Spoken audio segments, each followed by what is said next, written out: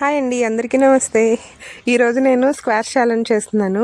యాక్చువల్గా ఇది వంటలి సహాయంతోనే అయిపోయింది, లేకపోతే నేను ఈరోజు వీడియో కూడా చేయగలిగేదాన్ని కాదు. యాక్చువల్గా ఈరోజు మా ఇంటికి వేరే గెస్ట్లు వచ్చారండి. సో అందుకే నాకు వీడియో చేసేంత టైం లేదు.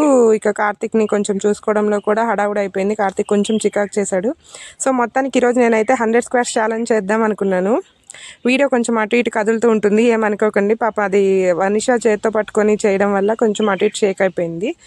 థ్యాంక్ యూ వంతల్లి. అయితే ఇక్కడ నేను స్క్వాష్ చేస్తున్నానండి. ఫస్ట్ అయితే నారో స్క్వాష్, కాళ్ళు రెండు దగ్గరగా చేయాలి.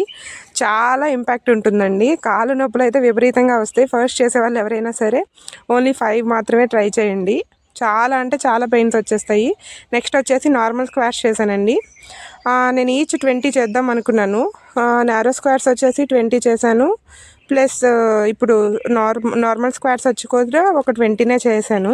యాక్చువల్గా సెకండ్ రౌండ్ కూడా చేద్దాం అనుకున్నా, బట్ దానికి చేతులు నొప్పులు వస్తున్నాయి అంటుంది పాపం, అందుకే చేయలేదు.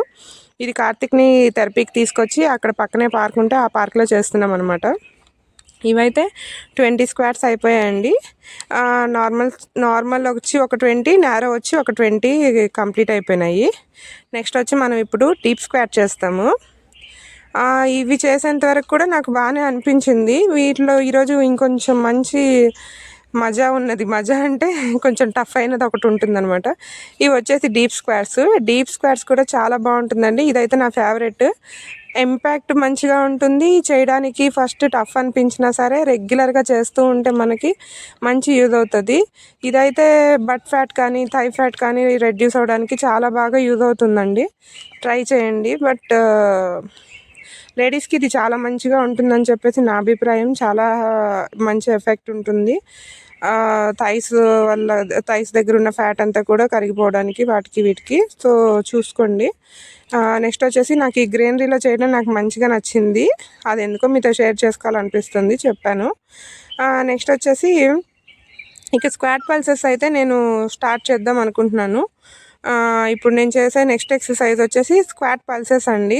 అవి జస్ట్ పల్సెస్ లాగా, లైక్ మనం గ్రైండర్లో వేసినప్పుడు కానీ మిక్సీ జార్లో వేసినప్పుడు కానీ పల్సెస్ ఇస్తుంటాం కదా, అలాగనమాట. ఇది చూడడానికి చాలా ఈజీగా అనిపిస్తుంది చూసేటప్పుడు, బట్ చాలా టఫ్ ఉంటుంది మనకు చేసేటప్పుడు మాత్రం.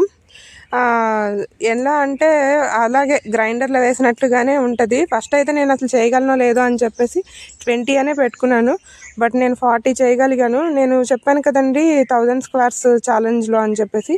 50 చేసే టైంకి చాలా పెయిన్ వస్తుంది అనమాట. 40కి డ్రాప్ అయిపోయాను. ఇది వచ్చేసి డీప్ స్క్వాట్ పల్సెస్ అండి.